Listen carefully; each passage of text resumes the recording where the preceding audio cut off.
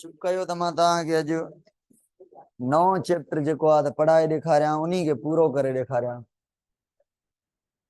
मिड़ई ॾिसी वठूं था, ॾिठल त आहिनि, छड़ो यादि ॾियारणा आहिनि, ॿियो छा।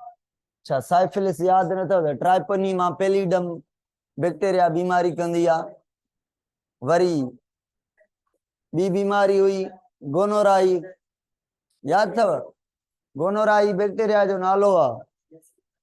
उहा बैक्टीरिया बीमारी करे थी, ॿई बैक्टीरियल बीमारियूं आहिनि। इलाज ॿिन्हिनि जो छा थींदो? एंटीबायोटिक। सही आहे। सेक्सुअली ट्रांसमिटेड डिजीज आहिनि, माना सेक्स जे ज़रिए ट्रांसफर थींदियूं। ठीकु आहे, बाक़ी हिन में डिफरेंस पढ़ूं था। ऐं अचो देखें भाई सुने, जल्दी में सुने। यहां पर थे हम कल यूटीराइन डिसऑर्डर और सर्विकल इश्यूज। सर्विकल इशू में से हमने एक इशू देखा था, कौन सा? सर्विक्स की म्यूकस का, थिन और थिक म्यूकस का problem. At the time of egg mucus को क्या होना चाहिए एग फॉर्मेशन के टाइम पे? थिन या थिक, ताकि स्पर्म क्रॉस कर सकें। थिन होना चाहिए, मगर म्यूकस रिमेन थिक, डेंस होती है, तो स्पर्म सही से क्रॉस नहीं कर पाता सर्विक्स को। और प्लेसेंटा को पकड़ने का भी इशू हमने पढ़ा था कि कभी कभी प्लेसेंटा को पकड़ लेता है कौन? सर्विक्स। मतलब प्लेसेंटा नीचे बना हुआ होता है, प्लेसेंटा की भी गलती है थोड़ी। एक्टोपिक प्रेगनेंसी है ना। और यूटीराइन प्रॉब्लम में हमने फाइब्रॉइड का किस्सा पढ़ा था। फाइब्रॉइड और एंडोमेट्रियोसिस में थोड़ा फर्क है। फाइब्रॉइड कहते हैं अगर यूटीरस में यहाँ पे ग्रोथ हो जाए तो ये फाइब्रॉइड है। एंडोमेट्रियोसिस उसको कहते हैं अगर यूटीरस में यहाँ पे ग्रोथ वगैरह हो और ये सेल यहाँ से टूट के, ये कौन सी जगह है? ये सेल यहाँ पे माइग्रेट करके चले आए और यहाँ पे भी ग्रो करें। जैसे कैंसर फैलती है तो ये भी ऐसे फैलती है, ओविडक्ट में, ओवरी में, इधर नीचे ऊपर जिधर किधर। तो इसको हम एंडोमेट्रियोसिस कहते हैं। When the tissue lining of the uterus grow outside of the uterus, uterus के से छोड़ के कहीं और पार्ट तक भी ग्रो कर जाए, प्रोलिफरेट हो जाए, इधर उधर फैल जाए, तो ये एंडोमेट्रियोसिस है। वो भी ग्रोथ है, ये भी ग्रोथ है। ठीक है, तो नुकसान करेगी ओवरी को, ओविडक्ट को, वहां पे फैलेगी ना, मतलब। ठीक है, अदर पेल्विक ऑर्गन्स को। एंडोमेट्रियोसिस जहां पे भी होगी, इन्फ्लामेशन होगी, स्कैरिंग होगी, स्ट्रक्चरल एबनॉर्मलिटीज, मतलब वो जो पार्ट है वो काम नहीं करेगा। इनफर्टिलिटी हो सकती है अगर ओविडक्ट में जो चली जाए एंडोमेट्रियोसिस, तो ब्लॉक ओवरी में चली जाए तो ओवरी काम नहीं करेगी, तो इनफर्टिलिटी होगी। अब एज रिलेटेड प्रॉब्लम कौन से हैं? कि भाई एज के हवाले से एग का बनना फीमेल के अंदर मुश्किल हो जाएगा, एज के हवाले से ईस्ट्रोजन की लेवल का प्रोडक्शन कम हो जाएगा, एंडोमेट्रियम की जो रिपेयरिंग है, प्रोजेस्टेरोन, ये सारी चीजें, पावर टू कंसीव कम हो जाएगा। बच्चे को रखना है पूरे तरीके से, प्रॉपरली मेंस्ट्रुअल साइकिल चलाना है, वो पावर भी कम हो जाएगा। और बच्चे की डेवलपमेंट के लिए मदर खुद अगर एजिड हो चुकी है तो बेबी की डेवलपमेंट सही नहीं कर पाएगी, मोर चैलेंजिंग होगा, बस। ठीक है। और हाई रिस्क क्यों है इनफर्टिलिटी की? हाँ, हाई रिस्क क्यों है? हाई रिस्क, आवाज तो सही है, जैसे नथो अचे तो तव्हां सुठे वारो हैंड फ्री वठो। केरु आहे? हैंड फ्री सुठे वारो ॾिसो।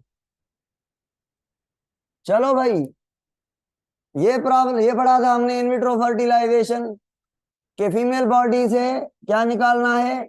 एग। क्यों इनविट्रो फर्टिलाइजेशन करते हैं? Due to the blockage of, अगर अगर मैं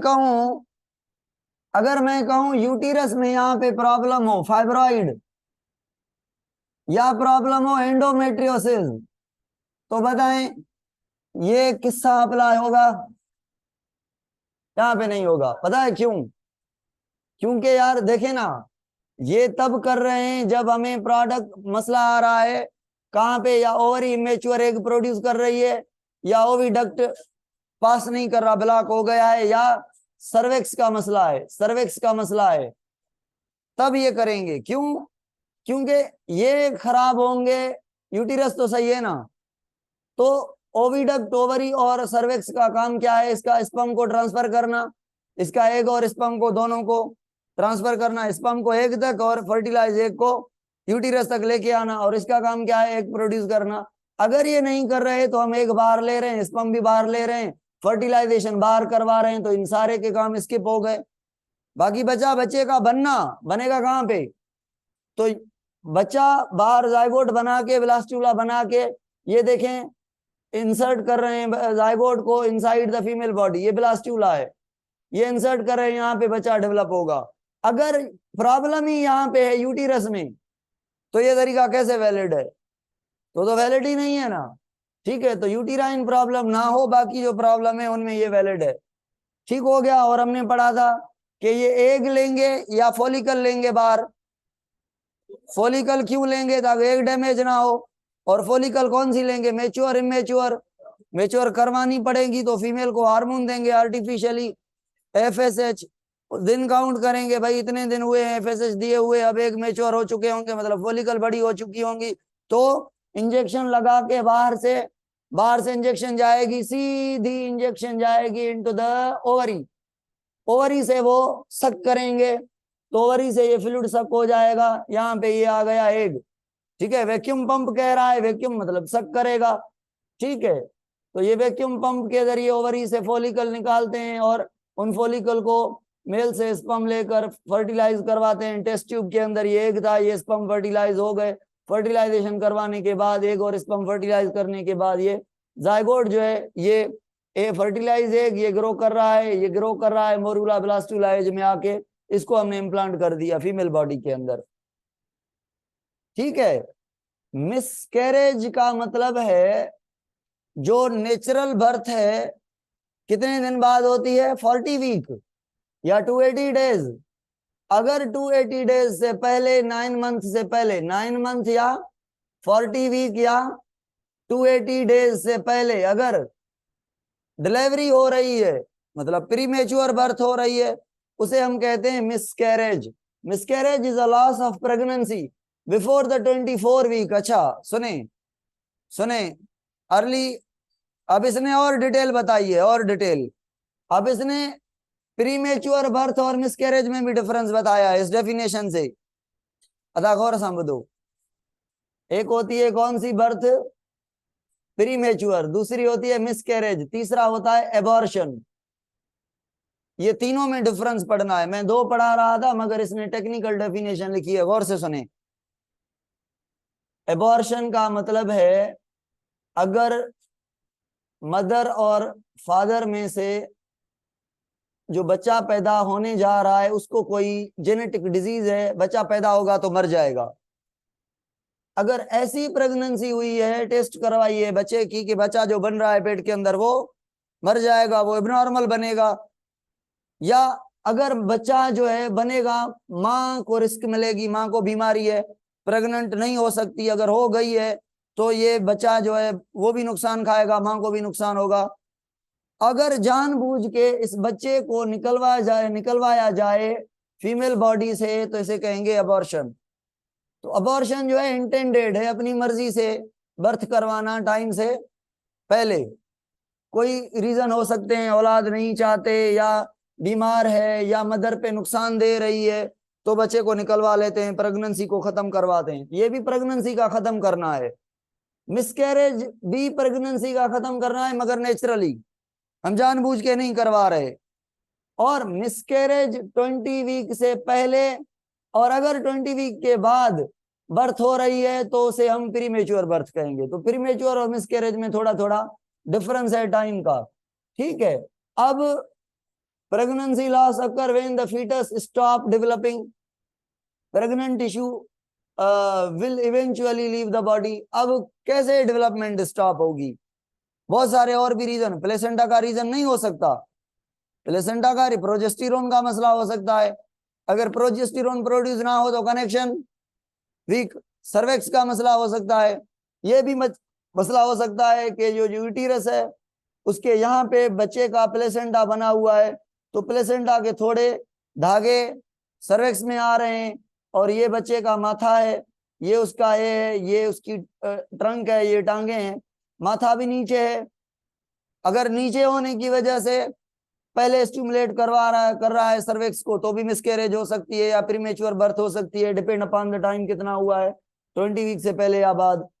और ये प्लेसेंटा यहाँ पे आके सर्वेक्स के मसल तो कॉन्ट्रैक्ट होते हैं ना ड्यूरिंग प्रेगनेंसी, ये इन सर्वेक्स के मसल के बीच ये प्लेसेंटा का टुकड़ा आ गया है, या थोड़ा ऐसे टुकड़ा फंस गया है, ठीक है, ऐसे प्लेसेंटा का टुकड़ा थोड़ा ऐसे प्लेसेंटा का टुकड़ा ऐसे सर्वेक्स के मसल में आ गया है, कंटिन्यू दबा हुआ है, दबा हुआ है, दबा हुआ है, जो दब के रहेगा, सप्रेस रहेगा, वो डेड हो जाएगा।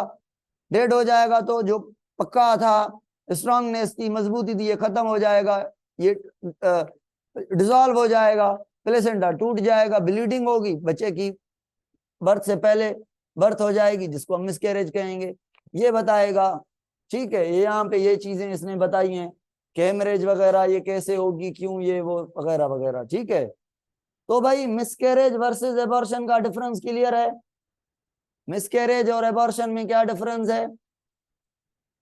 हाँ, ये हम नहीं चाहते बच्चा इसलिए गिरवाते हैं, या माँ को नुकसान देता है तभी गिरवाते हैं, या बच्चा पैदा होने से एबनॉर्मल बनेगा इसीलिए, ठीक है, और वो मिसकैरेज जो है वो नेचुरल प्रोसेस है। उसके अलावा ये सेक्सुअली ट्रांसमिटेड डिजीज, ऐसी बीमारियां जो ट्रांसफर हों, ऐसी बीमारियां जो ट्रांसफर हों सेक्स के थ्रू, रिप्रोडक्शन के थ्रू, मेटिंग के थ्रू, मेल से फीमेल की तरफ, फीमेल से मेल की तरफ, या पेरेंट से औलाद की तरफ, माँ से बच्चे की तरफ। ठीक है, तो ये और बीमारियां भी रीजन इनके, जैसे एड्स है ना, एड्स सेक्सुअली ट्रांसमिटेड भी है, मगर माँ से बच्चे को भी हो सकती है। तो सेक्सुअली ट्रांसमिटेड उनको कहेंगे जो ड्यूरिंग सेक्स इंटरकोर्स के थ्रू ट्रांसफर हो रही हैं। तो जो हम सेक्सुअली ट्रांसमिटेड पढ़ेंगे उनके ट्रांसमिशन का पैटर्न और भी होगा, ऐसा नहीं है कि ओनली सेक्स के थ्रू ट्रांसमिशन होंगी इनकी। ठीक है, जैसे मैंने एड्स का बताया कि जो एड्स है वो बहुत सारे रीजंस की, भाई ब्लड की वजह से नहीं होती, एड्स वाले पेशेंट की ब्लड किसी और को लगा दे तो उसको भी हो जाएगी। तो इसके ट्रांसमिशन रूल और भी हैं, मगर हम आज एड्स को पढ़ रहे हैं ओनली सेक्स के थ्रू ट्रांसमिट होना। तो दो बैक्टीरियल बीमारी हैं सेक्सुअली ट्रांसमिटेड डिजीज आपके कोर्स में, और दो वायरल हैं। बैक्टीरियल कौन सी हैं? Gonorrhoea and syphilis, gonorrhoea and syphilis. और वायरल कौन सी हैं? AIDS and herpes, genital herpes. Herpes का पढ़ा था आपने वायरस में, ओरल हर्ब्स माउथ की, और जेनिटल हर्ब्स रिप्रोडक्टिव ऑर्गन की। अब गोनोराई हो या साइफिलिस हो, हमने ये पढ़ा हुआ है, आपकी पढ़ी हुई हैं बीमारियां, कि ये बीमारियां कहाँ होती हैं? रिप्रोडक्टिव ट्यूब के अंदर, रिप्रोडक्टिव स्ट्रक्चर के अंदर, ओविडक्ट के अंदर, यूटीरस के अंदर, वेजिना के अंदर फीमेल में, या मेल की बात करें तो यूरेथ्रा वगैरह में जो स्पर्म को ट्रांसफर करने वाले ट्यूब हैं वहां पे। अगर वकार है, वकार एरियच वकार निकरी भी वयो उता निकतो न बुधी हूंदो न, हेॾो तेज आवाज करे मां, ठीकु आहे अचे थो। ए अलाए कहिड़ो दिमाग़ अथनि, अलाए छा था न, अलाए इन्हनि जी ग़लती आहे, अलाए कंहिंजी ग़लती आहे, माउस ॿियो नथा वठी अचनि, न उन्ही खे ठाराए अचनि था। वकार माउस चयो हुयो या ठहराए अचो या नओं वठी अचो, तो रियाज़ खे चओ, रियाज़ खे चओ अॼु नओं वठी अचे या ठहराए अचे, ॿार वेटिंग में लॻा पिया आहिनि, हाली उहो खणी ॾे। वरी ऑटो सेटिंग करे छॾींदो आहे, ऑटो एडमिट त उहा बि बंदि थियल आहे। जी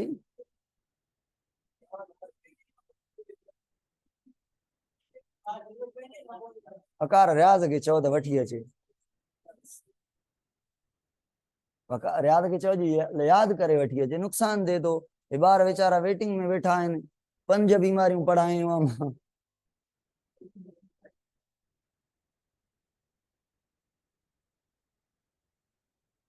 इनेबल वेटिंग रूम में कया तो वरी कोई वेटिंग रूम के खत्म करे दो।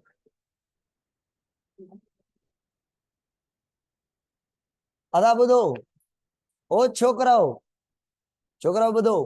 तो गोनोराई कहाँ पे हो रही है भाई? ये हो कहाँ पे रही है? जेनिटल ऑर्गन में। तो जेनिटल ऑर्गन में हो रही है, अगर सपोज करें यूरेथ्रा ट्यूब में हो रही है, ये यूरेथ्रा में यहाँ पे बैक्टीरिया लगी हुई है, अगर यहाँ से स्पर्म ट्रांसफर होगी, क्या स्पर्म के थ्रू ये गोनोराई बैक्टीरिया ट्रांसफर नहीं होगी टुवर्ड्स द फीमेल? होगी, तो फीमेल को भी हो जाएगी। तो इसीलिए ऐसे, अगर अगर ये फीमेल बॉडी के अंदर बैक्टीरिया है तो फीमेल बॉडी से भी हो सकती है मेल को गोनोराई। कहाँ गया? Genital, genital and oral contact के थ्रू ये हो सकती है। ठीक है। और सिम्टम्स क्या हैं? सिम्टम्स क्या हो सकते हैं गोनोराई के?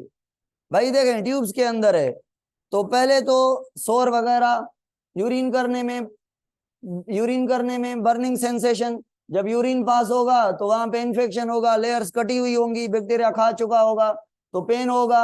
और उसके हाँ, वेजिनल डिस्चार्ज जो है in female and vaginal discharge ज्यादा होगी, क्योंकि अगर वहां पे इन्फेक्शन होगा तो। ठीक है। पेन, स्वेलिंग टेस्टिकल्स में मेल के अंदर जहां पे भी इन्फेक्शन होगा स्वेलिंग तो होगी ना, स्वेलिंग तो परमानेंट है, जो भी इन्फेक्शन होगा स्वेलिंग होगी। ठीक है। बाउल मूवमेंट, रेक्टल इचिंग होगी, रेक्टल इचिंग होती है, वहां पे भी इसका इफेक्ट होता है। सोर थ्रोट, थ्रोट पे इसका इफेक्ट होता है, क्योंकि ये जो बीमारियां हैं ना, ये जेनिटल भी हो सकती हैं और ओरल भी हो सकती हैं। तो सोर थ्रोट, थ्रोट में भी इनका इन्फेक्शन हो सकता है। swallowing करने में मसला होगा, नहीं सॉल्व कर पाएंगे। ट्रीटमेंट इसका क्या होगा? डिपेंड अपॉन द सीवियरिटी, कितनी बीमारी हो गई है, और एंटीबायोटिक्स होंगे, एंटीबायोटिक बैक्टीरिया के लिए होते हैं। ठीक है। साइफिलिस भी बैक्टीरियल डिजीज है, ट्राइकोनीमा पैलिडम बैक्टीरिया है, बीमारी कर रही है। ये भी जेनिटल बीमारी है, रिप्रोडक्टिव स्ट्रक्चर में होगी। इसमें क्या होगा? Syphilis primarily transmitted through sexual contact, usually through genital and oral contact, both same तरीका है ट्रांसमिशन का। सिम्टम्स यहाँ पे भी तकरीबन वही होंगे। ठीक है। Syphilis progress through the distinct stage, यहाँ पे स्टेजेस होते हैं इसके। पहली स्टेज में पेन वगैरह होगा थोड़ा बहुत, और सेंसेशन बर्निंग होगी। दूसरी स्टेज में फ्लू भी होगा, और हाँ, फ्लू के साथ फीवर पक्का। ठीक है। और तीसरी जो स्टेज होगी उसमें बाकी जो नहीं जाएगा, जाने के करीब होगा। लेटेंट स्टेज, थर्ड स्टेज में जाने के करीब होगा, सीवियरिटी ज्यादा होगी, बाकी बीमारियां भी हो सकती हैं इसमें ये। ठीक है। ये जो बीमारी है साइफिलिस, ये हार्ट को, नर्वस सिस्टम को, बाकी बॉडी के पार्ट्स तक भी फैल सकती है। ये ये थोड़ी डिफिकल्ट है, स्पेशली कार्डियोवेस्कुलर। ठीक है। ट्रीटमेंट इसका वही है, सीवियरिटी एंटीबायोटिक है, मगर डिपेंड करेगा सीवियरिटी पर, कौन सी स्टेज है। पहली स्टेज है तो काम चलेगा, दूसरी, तीसरी। एड्स के लिए पढ़ा है हमने कि एड्स HIV वायरस से होती है, और HIV वायरस रेट्रोवायरस है। और HIV वायरस जो है वो कौन से सेल को अटैक करती है? T cell, lymphocyte, T lymphocyte को। और ये भी पर CD4 सेल को। जल्दी में बता रहा हूं, ये याद है चीजें, 2 लाइनों में क्या लिखा हुआ है यहाँ पे। ठीक है। और ग्लोबल इंपैक्ट क्या है? पूरी दुनिया में फैल चुकी है, स्पेशली जो सहारा डिजर्ट है ना अफ्रीका का, वहां पे जो सब सहारन हैं, गरीब ममालिक हैं, जो गरीब अफ्रीका वाले, जो वहां पे ये ज्यादा है, पाकिस्तान में भी है मगर अफ्रीका से कम है। बस ये नुकसान दे रही है, उसका इलाज भी लिखा हुआ है, बड़ा महंगा है, तो गरीब के लिए इलाज भी नहीं है। और ख्याल रखना है, इलाज वैसे है नहीं, इलाज नहीं है एड्स का परमानेंट। ठीक है। मगर प्रिवेंशन है, जुगाड़ है कुछ। ये चैप्टर पूरा हो गया, अगले पर चलते हैं।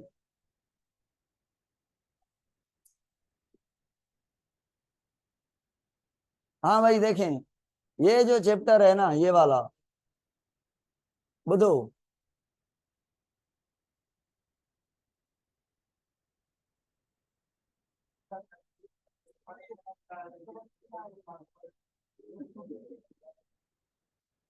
स्लो पढ़ाऊंगा इनके, पढ़ेल ना हुई विषय में तव्हांजो, विसरी वयूं अथव छा? हलो, स्लो स्लो पढ़ाऊंगा, स्लो। यार नाम क्या है चैप्टर का? डेवलपमेंट। स्पर्म और एग मिलके जायगोट बनाएंगे, जायगोट से बच्चा कैसे पैदा होगा, कैसे बनेगा, कैसे बनेगा? जायगोट से मोर्यूला, मोर्यूला से ब्लास्ट्यूला, से गेस्ट्यूला, एक्टोडर्म, एंडोडर्म, मीजोडर्म। अडियां कहां से? नाक, आंख, ये वो हार्ट कहां से बनेगी? शॉर्टकट में बताऊं थोड़ा, देखें। आपको पता है ना, इसको स्टार्ट करने से पहले ये बात आनी चाहिए आपको। कितने लेयर से हम बने हुए हैं? 3 से ना। एक्टो, एंडो और मीजो। मीजो से गट बनेगा, सॉरी एंडो से गट बनेगा। गट के भी 3 लेयर, बाहर वाला लेयर नहीं। कौन सा होता है चौथा लेयर? सेरोसा। भूल गए हैं ये भी। सेरोसा स्टमक के ऊपर, एसोफेगस इंटेस्टाइन के ऊपर। ये जो लेयर है ना ऊपर से जो चिपकी हुई है, ये मीजोडर्म से बनती है। आपके चेस्ट और एब्डोमेन में जो भी उजवे हैं, ऑर्गन है ना, ये भी मीजोडर्म से बने हुए हैं। जो भी मसल्स हैं, बोन है, मीजोडर्म से, मतलब बीच वाले ऑर्गन। बाहर है आपकी क्या कॉन्सेप्ट है, देखें ना, कॉन्सेप्ट देखें। ये आपका सेंटर पर क्या है? गट। गट को ऐसे नहीं बना रहा सीधा, आदमी को ऐसे लेटा रहा हूं, फिर ऐसे काट के थोड़ा मैं इसोफेगस दिखा रहा हूं, मतलब ये गट। ये गट के कितने लेयर होते हैं? म्यूकोसा, सब म्यूकोसा, मस्क्यूलरिस एंड, तो सिरोसा एंडोडर्म से नहीं बना हुआ है। ये 3 बने हुए हैं किससे? एंडोडर्म अंदर अंदर है, तो अंदर अंदर में गट बना हुआ है, अंदर अंदर। अब हमारे गट के इधर भी बॉडी है, उधर भी बॉडी है, आगे भी बॉडी है, पीछे भी बॉडी है ना। तो ये हमारी हो गई सारे की सारी बाहर वाला एरिया। बाहर वाली स्किन कह लें तो ये क्या हो गई? स्किन। तो स्किन ये आपकी एक्टोडर्म से बनी हुई है। अंदर वाली एंडोडर्म से गट। गट के भी 3 लेयर, चौथी नहीं। अच्छा, ये जो चौथी लेयर है अंदर से होगी या बाहर से होगी? गट के बाहर से होगी। अंदर वाली 3 एंडोडर्म से। एंडोडर्म सबसे अंदर, कितनी लेयर बनाई इसने? गट की 3। अब ये जो चौथी लेयर है ये कौन बनाएगा? चौथी लेयर का नाम सेरोसा। और अंदर के जो ऑर्गन है आपके चेस्ट और एब्डोमेन में, सारे जो मसल है आपकी सारी, जो रिप्रोडक्टिव स्ट्रक्चर, एक्सक्रीट, जो भी अंदर चीजें हैं, सारी सारी चीजें, बोन, बोन मसल, ये सारे के सारे कौन बनाएगा? मीजोडर्म। बाकी बचा कौन सा? अब यहाँ पे ये हार्ट बना, लिवर बना, लंग्स बना, यहाँ पे सारे ऑर्गन्स बन गए। अच्छा, ये लेयर मुझे बताएं, ये अगर गट की मैं कहूं ये म्यूकोसा है और ये है सब म्यूकोसा, फिर मैं बनाऊं ये है लाल वाली मस्क्यूलरिस, और ये वाली अगर मैं ब्लैक कलर की बना रहा हूं सेरोसा, तो बताएं ये सेरोसा किसने बनाई? ये मीजोडर्म ने। सेरोसा भी इसने बनाई, बीच वाले ये ऑर्गन भी, लिवर, लंग्स, हार्ट, ये वो, बोन, हड्डियां, मसल, सारे मसल, मतलब यहाँ पे जो स्किन के पास आपके मसल्स हैं, ये भी मीजोडर्म ने बनाए हैं। ये जो देखे ना, आपकी वाल कैसे बनी हुई है? स्किन, स्किन के 2 हिस्से हैं, एक स्किन का बाहर वाला लेयर और एक जो अंदर वाला है, वो भी मीजोडर्म बनाता है। ओनली बाहर वाली स्किन, स्किन, आपके नेल्स, आपके हेयर, आपके ईयर्स, आपकी आंखों के सुराख, आपके माउथ का पोर, कानों का पोर, नाक का पोर, नट सारा नाक नहीं, जस्ट जो ऊपर ऊपर सारी ओपनिंग्स है ना, ओपनिंग्स जस्ट, या बाहर निकले हुए पार्ट, नासा, नोस्ट्रल। ठीक है, ये कान बाहर। क्या मैं कहूं इंटरनल ईयर एक्टोडर्म ने बनाए? नहीं। मिडिल ईयर भी नहीं, जस्ट ये बाहर वाला पिना और उसका ये जो ओपनिंग है। तो भाई बाहर वाले सारे ऑर्गन एक्टो। अब एक चीज रटनी है, एक एक कौन सी? खोपड़ी है ना आपकी, खोपड़ी, ये बनती है, ये कौन सी लेयर है बाहर वाली? एक्टो से बन के अंदर आती है ऐसे, यहाँ पे ब्रेन हो जाता है, ये स्पाइनल कार्ड हो जाता है। तो ये ब्रेन का बनना एक्टोडर्म से स्टार्ट होता है, और ये बन के अंदर चला आता है सेंटर में। कहां पे चला जाता है? वर्टिब्रल कॉलम के अंदर। तो ग्रोथ कहाँ से होती है? ब्रेन की अंदर से बाहर से, एक्टोडर्म से बनता है, स्पाइनल कॉर्ड ग्रो करता जाता है। ये चीज रखनी है। अंदर वाला जो सीएनएस है ये एक्टोडर्म से बना है, बाकी बाहर वाली चीजें एक्टोडर्म से, सेंटर वाली एंडोडर्म से, बीच वाली मीजोडर्म से। अब क्या मैं कहूं, मीजोडर्म ने गट को भी वाल दी है और स्किन को भी अंदर से वाल दी है ना, बीच वाले ऑर्गन भी बनाए हैं। मतलब मीजोडर्म गट से भी रिलेटेड है, सिरोसा बना रहा है, और स्किन से भी वॉल मसल या एपोडर्मिस डर्मिस बना रहा है ना, और एब्डोमेन कैविटी भी बना रहा है, कैविटी के ऑर्गन भी बना रहा है, चेस्ट की कैविटी बना रहा है, चेस्ट के अंदर सारे ऑर्गन भी बना रहा है, बोन मसल सारी अंदर जो चीजें हैं मीजोडर्म। ठीक हो गया। अब ये डिटेल में पढ़ेंगे कि ये कैसे, ये चीज क्लियर हुई है? नहीं हुई तो भी कोई बात नहीं, ये ओवरव्यू था सारे चैप्टर का। ठीक है, सारे चैप्टर का भी नहीं था मगर समहाउ।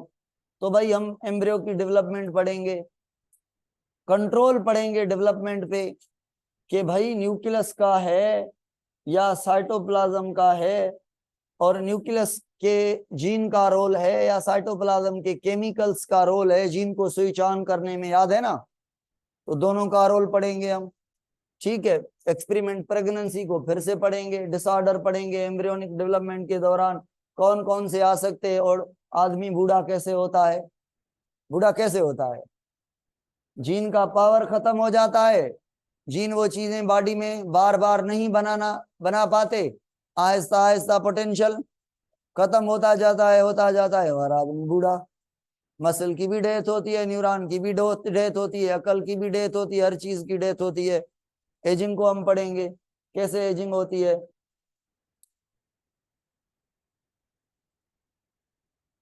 तो भाई ये आपका चैप्टर है, अब स्टार्ट है आपका चैप्टर।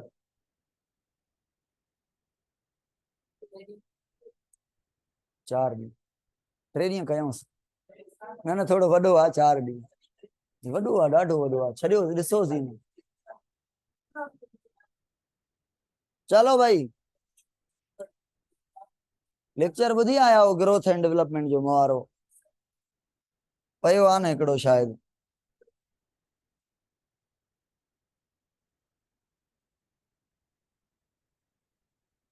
अदा सुने भाई, ॿुधो छोकरो, सुन के आना था लेक्चर।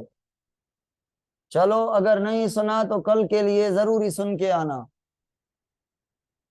कल जो टॉपिक होगा ना वो बड़ा इंपॉर्टेंट होगा, आज वाला तो कुछ भी नहीं है, आज वाला तो बातें हैं खाली।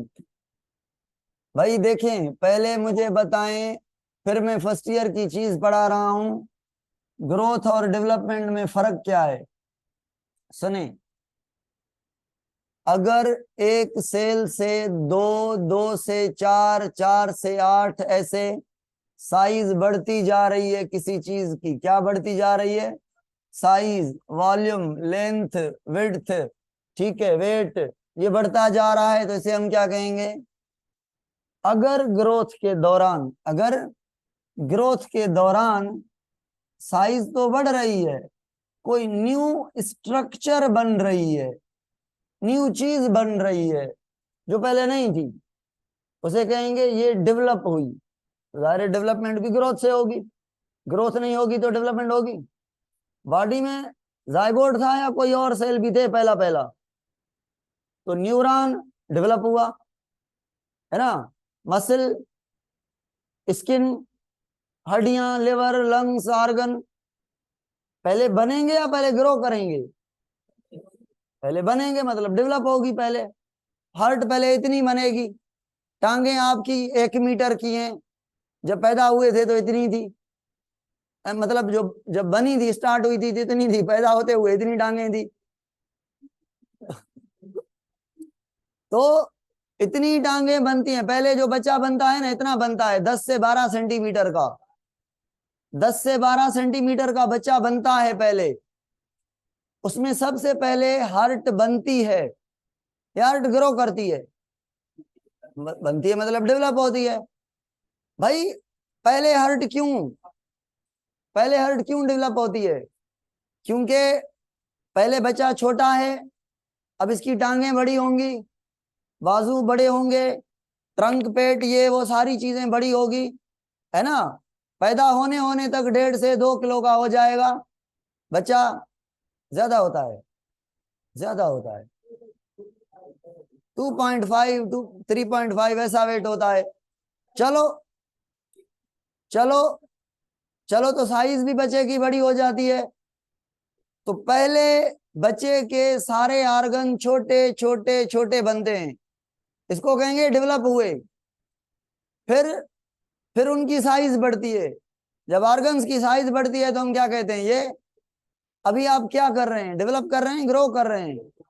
अभी आप ग्रो कर रहे हैं। अगले साल की पिक्चर देखें तो थोड़े पतले भी हैं, वेट भी कम है, और थोड़ी स्ट्रेचर हाइट भी कम है, 1-2 इंच आपका बढ़ गया है, आगे भी हाइट बढ़ती जाएगी। और वो 7 फीट वाला नहीं है, उसकी नहीं बढ़नी चाहिए अभी, ठीक है। तो तो तो भाई सुने, अगर बॉयज अगर बॉयज जायगोट से टिश्यू बन रहे हैं तो ये डेवलप हुए या ग्रो हुए? टिश्यू डेवलप हुए। और टिश्यू अगर मिलके कोई ऑर्गन बन गया, डेवलप हुआ। अच्छा सुने, सुने भाई, स्पर्म सेल है ना, स्पर्म सेल, ये स्पर्म सेल है, इस सेल से बना हुआ है, इसका नाम है स्पर्मेटिड और इसका नाम है स्पर्म। तो स्पर्म का बनना डेवलपमेंट है या ग्रोथ है? डेवलपमेंट है। ऐसा था कोई सेल, नई चीज बनी है। अच्छा, सीड को ग्रो किया, सीड से स्टेम निकला और रूट निकली, रूट ग्रो किया, डेवलप हुई, मतलब सीड में थी रूट? नहीं थी ना, तो पहले डेवलप होगी। अब डेवलप हो गए, बढ़ती जाएगी बढ़ती जाएगी, अभी ग्रो कर रही है, अभी ग्रो कर रही है। अच्छा देखें, ये छोटा सा लीफ निकला है, डेवलप किया, ग्रो किया, ये डेवलप किया, अभी ये बड़ा हो गया, अभी यहां से लेकर यहां तक इसकी ग्रोथ हुई। अब ये प्लांट बड़ा होकर इसने फ्लावर बनाना स्टार्ट किया, तो फ्लावर डेवलप हुआ। अब फ्लावर बड़ा हो गया, अब इसने ग्रोथ की। अब ये इसने सीड और फ्रूट बनाया तो डेवलपमेंट है, सीड और फ्रूट बड़ा हो गया तो ये ग्रोथ है। तो डेवलपमेंट और ग्रोथ में ये फर्क है कि कोई भी नया बॉडी का पार्ट, बॉडी का टिश्यू, बॉडी का सेल, बॉडी का ऑर्गन, इवन कोई भी चीज नहीं आ रही है तो वो उसको कहेंगे डेवलपमेंट। और बनने के बाद जब वो बड़ी हो रही है, इंक्रीज बनने के बाद साइज वेट वॉल्यूम इंक्रीज कर रहा है तो उसे कहेंगे, ठीक है। आगे चल के बॉयज, आगे चल के हम पढ़ेंगे कि जब सेल डिवीजन होती है तो ग्रोथ होती है। फिर एक बार पढ़ाऊंगा एक जगह पे सेल डिवीजन हो रही है मगर ग्रोथ नहीं हो रही, ठीक है। तो हम ऐसी चीजें देखेंगे। लिंक सेंड कर दें ग्रुप में। छा मसलो आहे, ॿार एडमिट छो न था थियनि ऑटोमेटिकली, कहिड़ो मसलो थी वियो आहे? इनेबल वेटिंग रूम तो थियल आहे, you have disabled waiting room.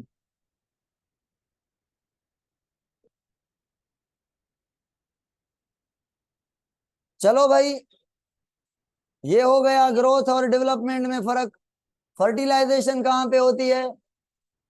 Proximal part यहाँ पे लिखा हुआ है, वैसे इन्फंडिब्यूलम लिखा था तो कोई बात नहीं, सही है, चलेगा। फर्टिलाइजेशन का मतलब क्या है? मेल और फीमेल गेमेट का फ्यूज होना, जायगोट बनना। रिजल्ट क्या है फर्टिलाइजेशन का? जायगोट। अच्छा, फर्टिलाइजेशन जो है वो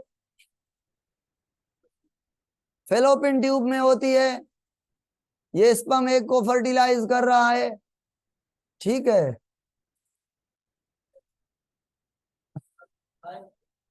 एक्रोसोम का रीजन वैल्यू बताएं, एक्रोसोम का रोल बताएं। एक्रोसोम स्पर्म का हेड जो लगा हुआ था, big Golgi body lysosome, egg की सेल मेम्ब्रेन को तोड़ना, तो ये एक्रोसोम जो है वो मेम्ब्रेन को तोड़ रहा है। देखें, ये एंजाइम निकले हैं, वो तोड़ेंगे। पहले पहले जो है स्पर्म जगह ढूंढता है, एक्चुअल जगह ढूंढता है कहाँ से एंटर करना है। तो रिसेप्टर काम करते हैं, रिसेप्शन होती है, और वो एक लेयर्स होते हैं हेड के पास जो इन सेल्स को, ये ना एक जो है ना, एक के बाहर ये बहुत सारे रेडिएट करते हुए पार्ट्स होते हैं। ऐसे कोई बहुत सारे स्पर्म ना एंटर कर पाए, ये दो नहीं कर पा रहे एंटर, ये एक ही है। स्टेजेस है, यहाँ पे अटैच हुआ है, यहाँ पे मेम्ब्रेन तोड़ रहा है, यहाँ पे इसने मेम्ब्रेन को तोड़ दिया। Sperm binds to the and fuse with oocyte plasma. अब इसने तोड़ा तो प्लाज्मा से जुड़ गया है, अब न्यूक्लियस एंटर करेगा और साइटोप्लाज्म सारे का सारा, ये कौन सा रीजन है, मिड पीस ना, और ये वाला टेल और मिड पीस बाहर रहेंगे, ये खाली न्यूक्लियस अंदर आके गिरेगा। ठीक है, यहाँ पे देखें,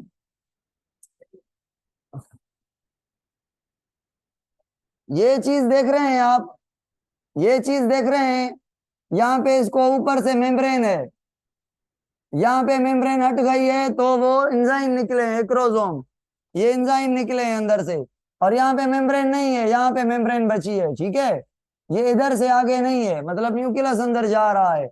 मेम्ब्रेन कहाँ गई, मेम्ब्रेन मेम्ब्रेन से फ्यूज हो गई। ठीक है, मेम्ब्रेन ये मेम्ब्रेन से फ्यूज हो गई,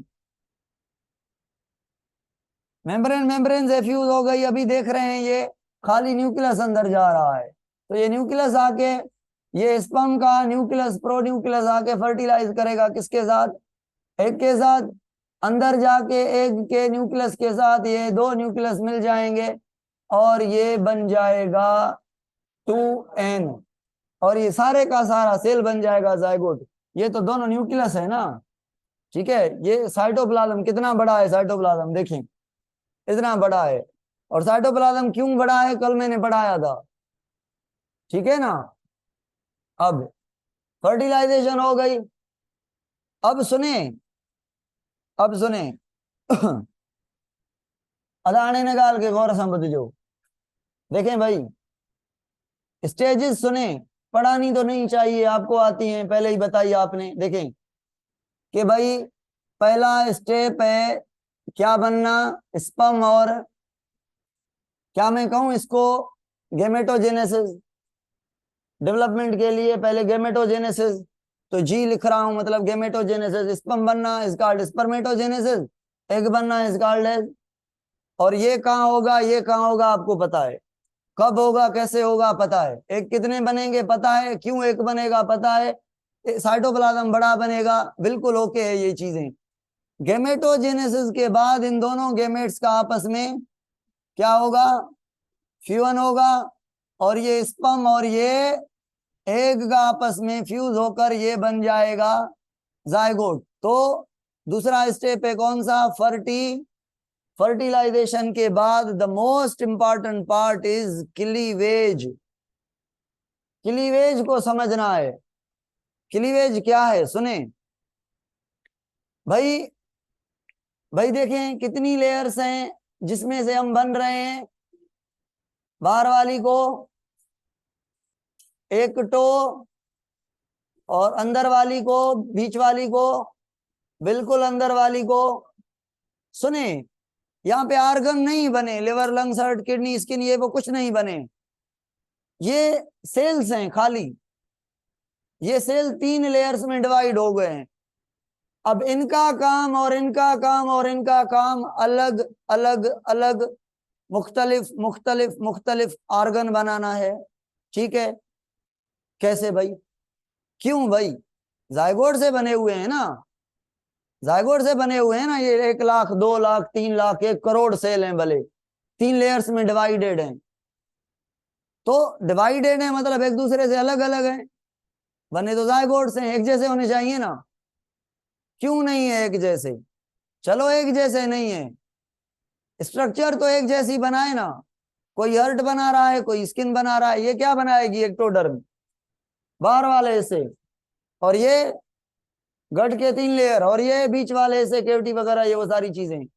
ऐसा क्या है कि बने जायगोट से अब अलग हो गए, फ्यूचर भी अलग है इनका। क्या ये हर्ट बना सकती है? क्या ये हर्ट बना सकती है? ये हर्ट बना सकती है। तो ऐसा क्यों? क्या हर्ट बनाने वाले जीन इसके पास नहीं है? इसके पास भी जीन है, इसके पास भी जीन है, तो मसला कहां पर है? तो भाई सुने, मसला ये है, जायगोट था ना, उसके पास क्या है? एक साइटोप्लाज्म और एक न्यूक्लियस।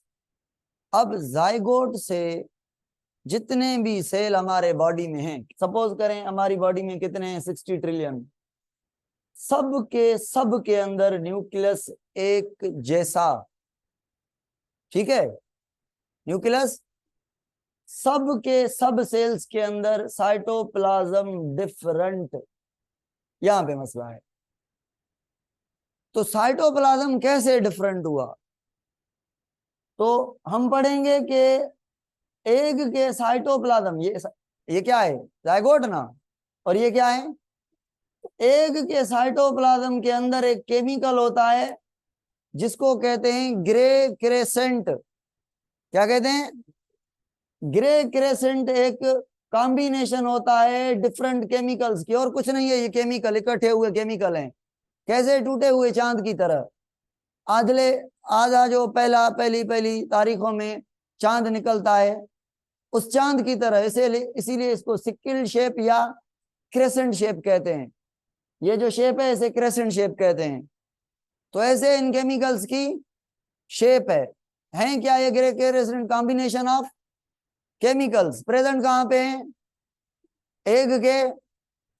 ये केमिकल्स वो हैं जो सारे जीन्स को एक्टिवेट करेंगे कि उठो भाई, तुम हार्ट बनाओ, तुम और तुम मिलके लिवर बनाओ, तुम 300 जीन मिलके ये बनाओ, तुम 200 जीन मिलके ये बनाओ। तो ये केमिकल होते हैं साइटोप्लाज्म के पास, यूज करता है जीन्स को स्विच ऑन करने, मतलब ड्यूटी लगाने के लिए।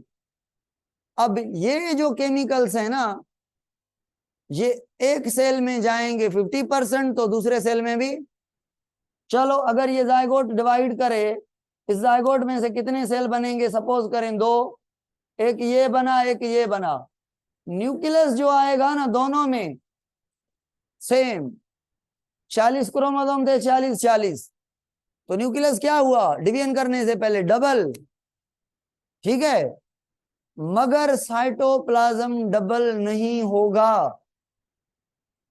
साइटोप्लाज्म वैसे होता है सेल डिवीजन में, साइटोप्लाज्म भी डबल होता है। अभी हमारी बॉडी में डिवीजन हो ना, तो एक भी डबल तो साइटोप्लाज्म भी डबल। मगर ये जो क्लीवेज पढ़ रहे हैं, ये क्लीवेज एक्चुअली सेल डिवीजन है। मगर ऐसी सेल डिवीजन जिसमें सेल का न्यूक्लियस चुपचाप करके डिवाइड हो जाए इक्वली, और जो साइटोप्लाज्म हो वो डबल ना हो, उसी फॉर्म में सिंगल फॉर्म में डिवाइड हो। सिंगल फॉर्म में डिवाइड हो तो आधे साइटोप्लाज्म के ग्रे क्रेसेंट के केमिकल इधर, और आधे जो इधर आए वो उधर नहीं गए, है ना? अब अगर ये डिवीजन अगेन डिवीजन करे 2 में से 4 सेल, तो न्यूक्लियस फिर यहाँ पे जो आएगा कौन सा? 2n 2n 2n 2n 2n 2n चलता आएगा। मगर साइटोप्लाज्म यहाँ पे उस 50 का 50%, यानी इधर से ले तो 25%, 25%, 25%। अगर इसकी और डिवीजन करें तो इसके अंदर 12.5%, इसके अंदर भी 12.5%। तो क्या डिवाइड हो रहा है यहाँ पे? डिस्ट्रीब्यूट क्या हो रहा है? Cytoplasmic chemicals. जब बॉयज ये सेल कितने बन गए? 1 से 2, 2 से 4, 4 से 8, 8 से 16 से 32 से ऐसे बहुत बन जाएंगे। तो ये लेयर्स में काउंट करेंगे तो बताएं, यहाँ पे और यहाँ पे न्यूक्लियस एक जैसा है कि नहीं है? और डिफरेंट कौन है? तो अगर साइटोप्लाज्म, इधर के सेल के अंदर साइटोप्लाज्म अलग है, इधर के सेल के अंदर साइटोप्लाज्म और है, इधर के सेल के अंदर साइटोप्लाज्म और है, तो भाई ये पर्टिकुलर जीन को स्विच ऑन कराएगा, ये किसी और जीन को स्विच ऑन कराएगा, ये किसी और जीन को स्विच ऑन कराएगा तो यहां से कोई और चीजें बनेगी, यहां से कोई और बनेगी, यहां से कोई और बनेगी। ये जो एक्टो एंडो मीजो से डिफरेंट डिफरेंट चीजें बन रही हैं, उनके लिए जीन तो सबके पास हैं, मगर जीन को स्विच ऑन करने वाला केमिकल इसके हिस्से में जो मिला हुआ है वो उनके हिस्से में नहीं, जो उनके हिस्से में वो उनके हिस्से में नहीं। समझ आ रही है? तो बताएं, इससे जो आर्गन बनेंगे एक्टो से एंडो से मीजो से, क्या उसे मैं डिफरेंशिएशन कहूं? क्यों? ये सेल्स हैं, हार्ट बनेगी, लिवर बनेगा, अजीब अजीब तरह की नई नई स्ट्रक्चर बनेगी, तो डेवलपमेंट डिफरेंशिएशन है ना। डेवलपमेंट क्या है? डिफरेंशिएशन है, शेप चेंज करना, शक्ल चेंज करना। तो मैं सिंपल से बता रहा हूं, साइटोप्लाज्म में कौन सा केमिकल है? कोई एक केमिकल है? बहुत सारे केमिकल हैं, कुल मिला के उनको क्या कहते हैं? Grey crescent. रोल क्या है इनका? जीन्स को स्विच ऑन करना। तो क्या मैं कहूं कि क्लीवेज ऐसा प्रोसेस है? बॉयज, ग्रे क्रेसेंट, क्या नाम है इसका? ग्रे कलर का होता है, डार्क होता है, और शेप कौन सी होती है? क्रेसेंट, मतलब टूटा हुआ चांद। कलर कौन सा है? तो ग्रे क्रेसेंट। एक्चुअली है क्या? ये केमिकल्स हैं। क्यों है? जीन्स को जगाने के लिए। अच्छा, मैं कंक्लूजन पर आ रहा था। क्या मैं क्लीवेज को कहूं? एक्चुअली ये साइटोप्लाज्म केमिकल की डिस्ट्रीब्यूशन है अमंग न्यू सेल्स, यही है। ऐसी सेल डिवीजन जिसमें न्यूक्लियस कंप्लीटली डिवाइड हो, न्यूक्लियस की दोनों कॉपीज हो, और साइटोप्लाज्म आधा आधा, चेंज चेंज डिस्ट्रीब्यूट हो, जिसमें साइटोप्लाज्म में केमिकल की डिस्ट्रीब्यूशन हो, ऐसी सेल डिवीजन को क्लीवेज कहते हैं। क्यों जरूरी है क्लीवेज? डिफरेंट लेयर बनाने के लिए, है ना। डिफरेंट सेल्स जिसमें जीन यहाँ पे और जगेंगे और जगेंगे और जगेंगे। समझ आ रही है बॉयज? सुने, आज बस ओवरव्यू कर रहे हैं सारे चैप्टर का, ऐसा समझे बस। अभी तक ये ओवरव्यू चल रहा है, फिर जब स्टार्ट करेंगे ना तो जल्दी में हो जाएगा।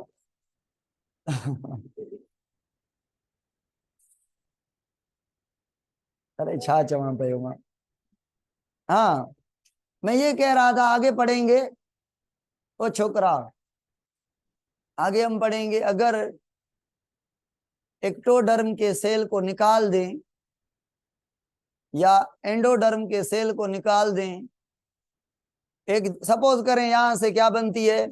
यहां से बनता है, यहां से कान, ठीक है। यहां से भी क्या बनता है?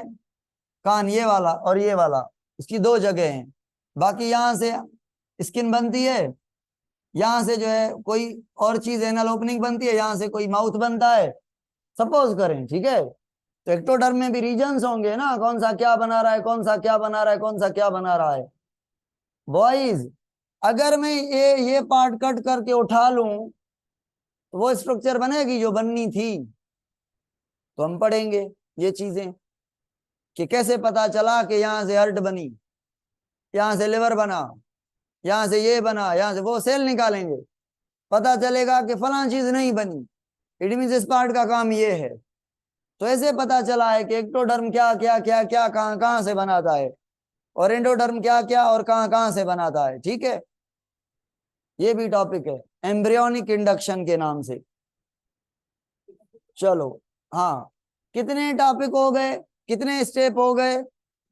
एक गेमेटोजेनेसिस, दूसरा फर्टिलाइजेशन, तीसरा किसी बुक में गेमेटोजेनेसिस नहीं है तो फर्टिलाइजेशन और क्लीवेज। अब चौथा जो स्टेप है डेवलपमेंट का, बॉयज, क्लीवेज के बाद जो डेवलपमेंट का चौथा स्टेप है उसे कहते हैं क्या?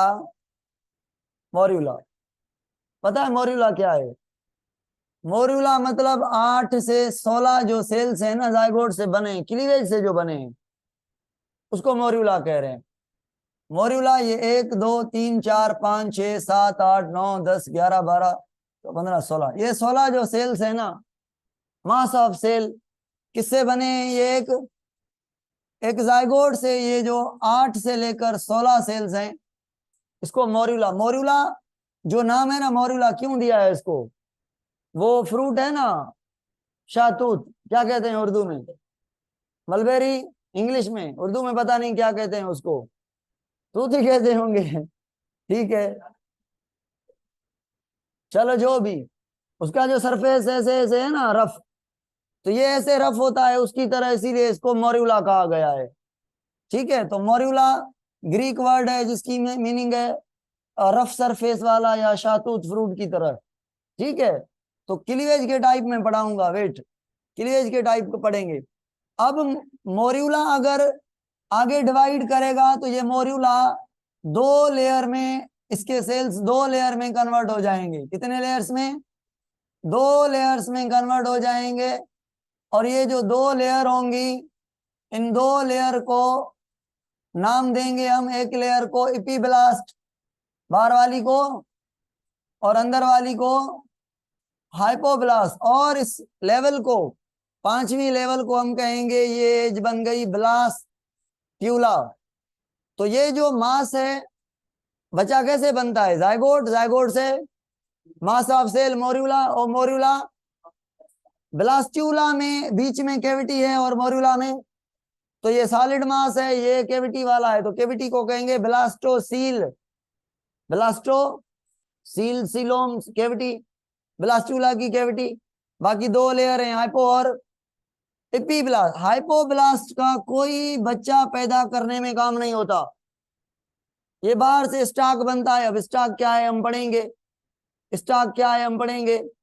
बाकी जो एपिब्लास्ट है उसके 2 तरह के सेल्स होते हैं, एक बनाते हैं, एक बनाते हैं प्लेसेंटा, याद है, फिंगर टाइप प्रोजेक्शन, बाहर निकले हुए सेल्स, इनको हम कहते हैं ट्रोफोब्लास्ट। एक होते हैं अंदर वाले सेल, उनको हम कहते हैं एम्ब्रियोब्लास्ट। तो एम्ब्रियोब्लास्ट और ट्रोफोब्लास्ट किसके सेल्स हैं? उनमें से बच्चा कौन बनाएगा और प्लेसेंटा कौन बनाएगा? फ्यूचर में, यहीं से फ्यूचर में जो बच्चा बनेगा वो कहां से बनेगा? तो अगर मैं कहूं 5वीं जो स्टेज है, छठी, वो है गेस्ट्रियूला, और गेस्ट्रियूला में 3 लेयर होते हैं। एक को हम कहते हैं एक्टो, दूसरी को कहते हैं मीजो, और तीसरी को कहते हैं एंडो। तो बताएं, इन तीनों से बच्चा पैदा होगा, तो बताएं ये तीनों कहां से डिराइव हुई हैं, किससे डिराइव हुई हैं? एपिब्लास्ट की, एम्ब्रियोब्लास्ट से, है ना, एपिब्लास्ट की, एम्ब्रियोब्लास्ट से। तो एपिब्लास्ट आगे चल के 3 लेयर में डिवाइड होगी। जब एपिब्लास्ट 3 लेयर में डिवाइड होगी और प्लेसेंटा भी बनाएगी, कौन सी लेयर में से ये 3 लेयर बनेंगी? एम्ब्रियोब्लास्ट से। एम्ब्रियोब्लास्ट से ये 3 लेयर बनेंगी, और इससे डिफरेंट ऑर्गन बनेंगे, इससे डिफरेंट ऑर्गन, इससे डिफरेंट ऑर्गन बनेंगे। इसको गेस्ट्रुला कहेंगे। गेस्ट्रुला, गेस्ट्रुला लेयर्स का बनना है ऑर्गन्स का, इन लेयर्स का बनना। अब इन लेयर से ऑर्गन बनेगा, उसे कहेंगे स्टेप नंबर ऑर्गन बनने वाला ऑर्गेनोजेनेसिस। तो ऑर्गेनोजेनेसिस में क्या, कौन सा ऑर्गन बनेगा? सारे, सारे ऑर्गन, हार्ट का, लिवर का, लंग्स का, किडनी का बनना, ऑर्गेनोजेनेसिस। और ऑर्गेनोजेनेसिस जो है उसमें एक टॉपिक हम पढ़ेंगे, न्यूरोलेशन। न्यूरोलेशन को क्या पढ़ेंगे, मतलब क्या, कौन सा ऑर्गन बनना? नर्वस सिस्टम, खोपड़ी वगैरह, न्यूरॉन। तो न्यूरोलेशन एक टॉपिक आएगा हमारा, कहाँ पे? ये आपका टोटल डेवलपमेंट के प्रोसेस हैं। पहले कौन सा प्रोसेस था? गेमेट का बनना, गेमेटोजेनेसिस, फिर उनकी फर्टिलाइजेशन होना, फिर क्लीवेज करके मोरुला बनाना। क्लीवेज मोस्ट इंपॉर्टेंट है, तो डिवीजन, मगर उसमें साइटोप्लाज्म डिस्ट्रीब्यूट हो रहा है, तो क्लीवेज के कल टाइप पढ़ेंगे। ठीक है, कल स्टार्ट होगा हमारा टॉपिक क्लीवेज के टाइप से। बाकी ये तो कुछ भी नहीं है ना, यहाँ पे मसला बनेगा गेस्ट्रुला कैसे बनता है, ये टेक्निकल है। और और ये मोस्ट इंपॉर्टेंट, ये मोस्ट इंपॉर्टेंट टॉपिक ही कल के हमारे 2-3 इंपॉर्टेंट हैं। और ये पूरे हो गए समझो, आधा चैप्टर गया, बाकी 2 दिन और, मतलब 4 दिन लगेंगे चैप्टर में। कोर्स पूरा नहीं होगा, हाँ हो जाएगा ना।